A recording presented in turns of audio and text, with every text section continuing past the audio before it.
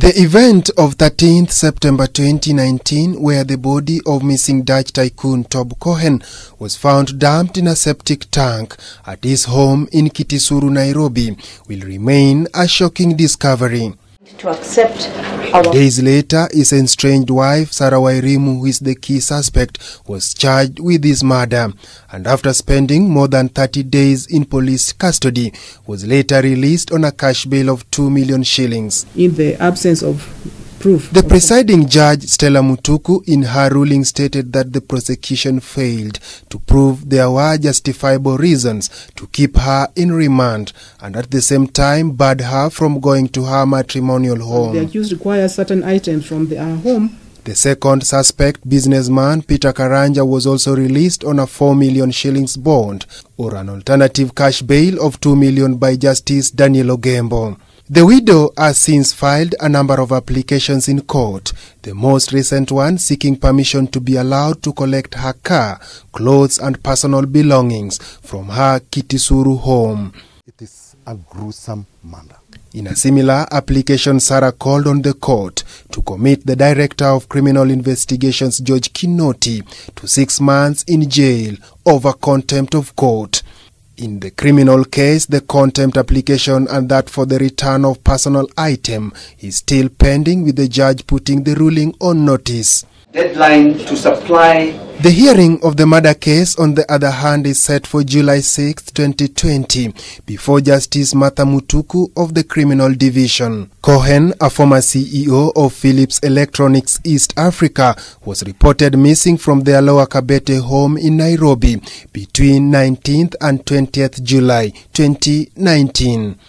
And his decaying body retrieved from an underground septic tank at their home 2 months later. Apart from the high-profile murder, the year 2019 was also characterized by the heightened war on graft. They are accorded 48 hours to surrender the same.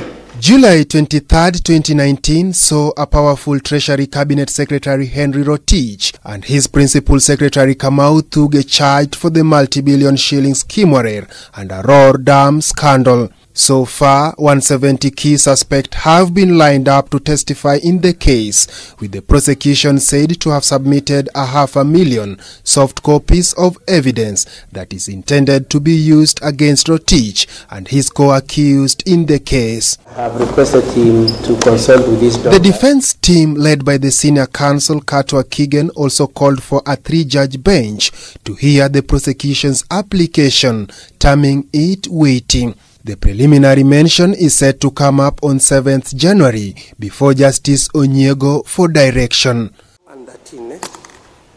29th July 2019 saw yet another judiciary surgery land on the embattled Kiambu Governor Ferdinand Waititu over a 580 million shillings irregular tender scam.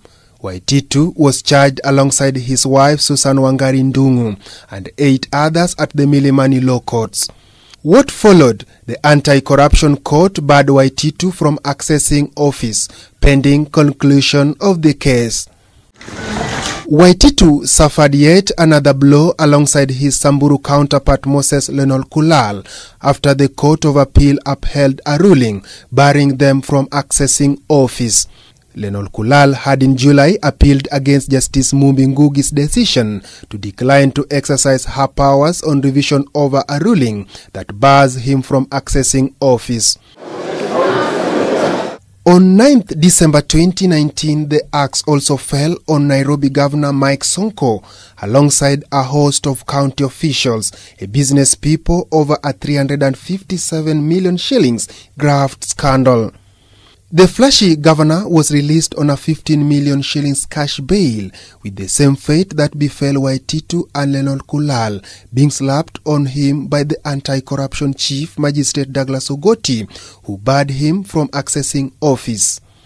The mention of Sonko's case is set for January 15, 2020.